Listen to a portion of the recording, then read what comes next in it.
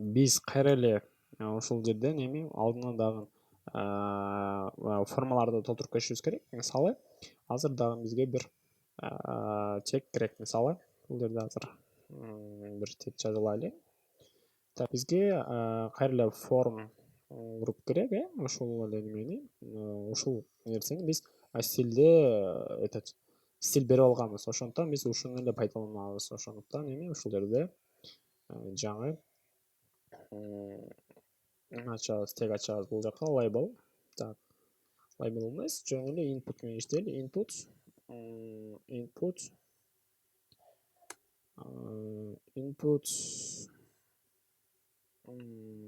так, input type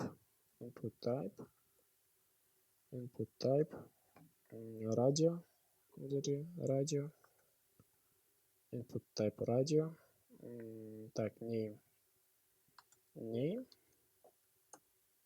name'ге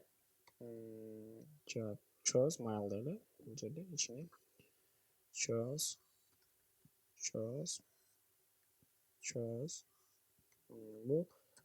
бул name'ге жазганыбыз бул id'ге иштейт, билебиз, Так, бул жерге id'ни берип алабыз. id, бул жерге mail.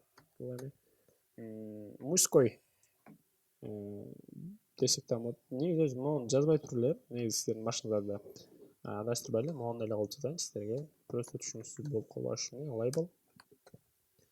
Бул жерге жөн эле мужской дейли. Бул жерде мужской. Этот танаш керек да, эми текшерип көрөбүз. Мужской болсо, значит, так, эми ушуну алып текшерип көрөбүз азыр. Так, мужской болсо, неке мужской деп чыкты. Эми биз бул жака кнопкага иштешибиз керек. Муж label менен биз форма бергенбиз, div, эки divдин ичинде эмнеке ушул жерде иштейт.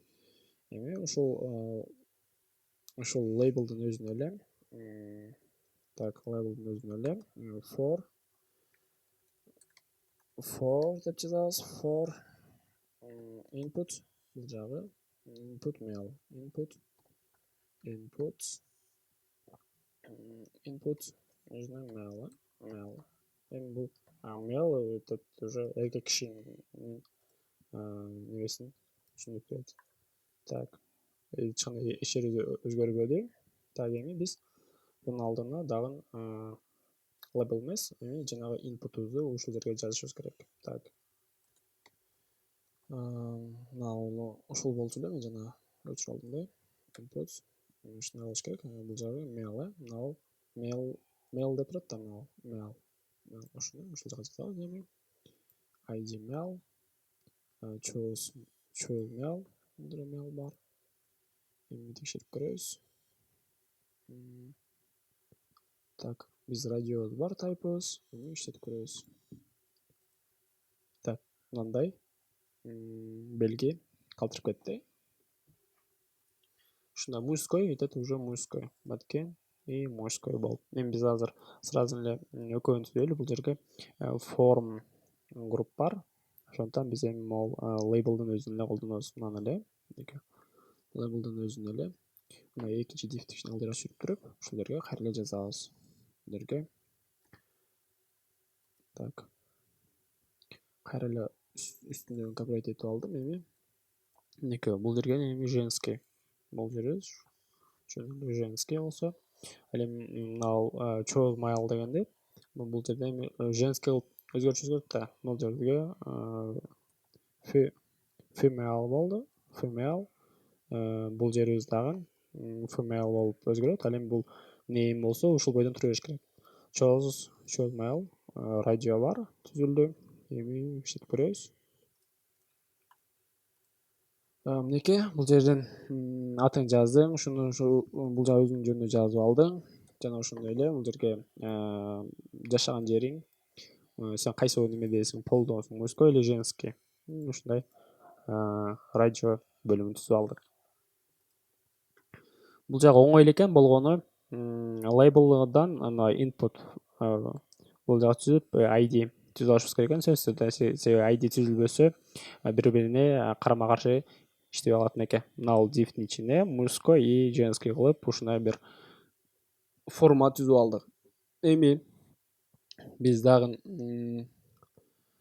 Дагы бир бөлүм түзөбүз. Бул жагына дагы бир бөлүм түзүп алайлы. Биз мынаны эле кайра көчүрүп жок. Мунун өзүн эле кайра көчүрүп формду. Себеби бизде бар да форм баарына бирдей болуп иштелген эми. Алып туруп бул жагына div кайра эле.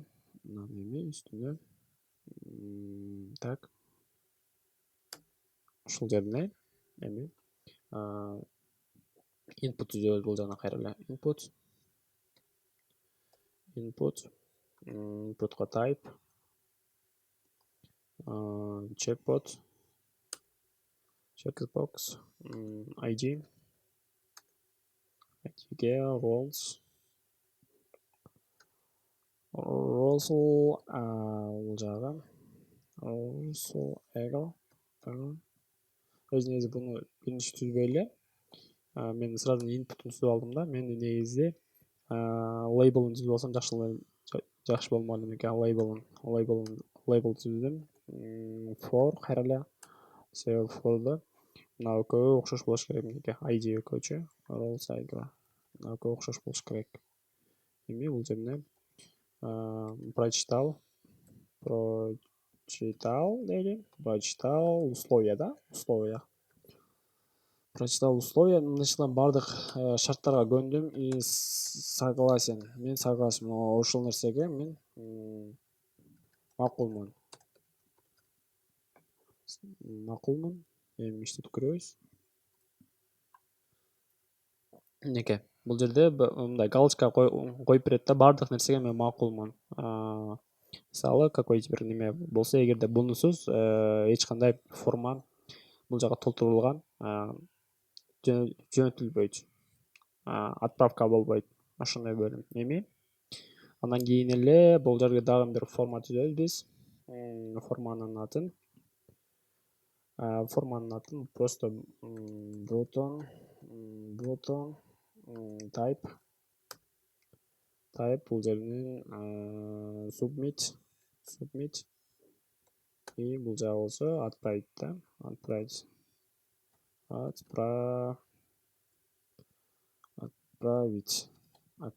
Окей. Бутон менен submit. Все, type submit болду. Ушул эле кнопка эми көрөбүз. Бардык нерсени толтуруп келип, бул отправить дегенди басса уже бөлүмгө отправка кылат. Бул жерде мисалы полный нерсе бөлүмдөр толду, башка нерсе толду, ушундай, оштон мужа баткенде женский род прочитал деп отправить басса уже ушул бөлүмдөр полный бөлүм аткарышат. Бул жерде email деп туура жазбайт. Ушундай бөлүм дагы бар. Так, .ru примерно. Так, Danik email.ru примерно. И ошол бөлүм уже бара жиберилет. Эми бул жерге дагы бир кнопка коюшубуз керек. Очистить бардык нерсени тазалап берген. Мисалы, мону алып туруп эле алдына бул жерге reset деп эле коебуз. Все болду. Reset. Ал эми бул жерде болсо очист деп жазып коебуз. Очист эми бардык нерсени тазалайт да, очист. Мисалы бир жерде эгерде бир адашып жазып алган болсо, же болбосо ошого окшош нерсе бөлүм боло турган болсо тазалап берет. Мисалы азыр көрөбүз. Мисалы баардык нерсени жаздым, ушуну жаздым, бул бөлүмдү жаздым, телефон номерин жаздым, паролумду кылып жаздым, буга дагы өзүмчө жаздым. Мисалы чүйдөн болом дедим. Мужскойдон баардык нерсени окудум. Я прочитал басып туруп, эгерде бир жерден адашып кетип калдым, очистить бассам, бул жак тазалап берет. Бир жерден ката кетип очистить бассам, уже тазалап берет. Автомат түрдөчү. И ушундай кнопка койдук. Бул жагын көрүп алсаңыздар болот. Минекей. Жана ошондой эле ушуну мен немеге жиберем. Ушул бойдон элечи, силерге удобный болуш үчүн. Так, мына форманын ичинде турат. Ушул форманын ичиндеги кээ нерселердин ошол reset менен баарын тазалап берет. Тазалап алабыз ушинтип. Биз ошондой эле эми дагы эмнебиз калды? Бул жерде почти баардык нерсени толтуруп бүттүк. Эми биз бул жерге сүрөт кое турган форма толтурайлы. Биз так, бул жерде мужской и женской деген бул жерде div бар. Биз эми могул жерге, мисалы, ошол жерге примерно ушул жерге калтырайлы. Так. Здесь форм мужской болсо, бул жерде музыка эмес жана фото делчи бул жерде. Өз негизи көңүл бурдуңуздар, негизи могул тайпта, негизи ушул тайп көп нерсенин башкарат. Радио болсо бертинде радио, ал эми текст болсо текстке, паспорт болсо паспорттун кызматын ушул тайп аткарат. Могул жерде радио, паспорт, дагы көп нерсе бар. Бул жерде азыр бизге код керек, файл деген код жазабыз. Файл деген бул файлды бизге окшош болуш үчүн input file бул жерде chose эмес, жөн эле фото деп койсокчу. Так, бизде фото могул файлда адашмын. Бул жерден эле фото, emailга дагы фото окшош болуш керек да. Фото эми иштетип көрөбүз. Так, эми көрөлү мынеке. Бул форма көрөлү. Эми бул жерде фото дейт. Фото эгерде баса турган болсок, бул жерден фото тандап алсак болот. Мисалы, бир фотону тандап уже мына фото түштү. Отправить кылсак, и ушундай жиберилет.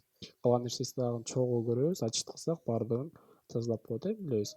Эми ошондой эле дагы бизге дагы бир керектүү болгон нерсе, мисалы, могул жерден ваше имя форма дейт. Могул жерде формада уже өзү айтып турат. Бул жерде ваше имя биз мына жерден баштап бир код жазайлы бул жерге. Бул просто буну колдонсоңуздар да болот, колдонбосоңуздар да болот. Просто буну бир билип койгонуңуздар жакшы.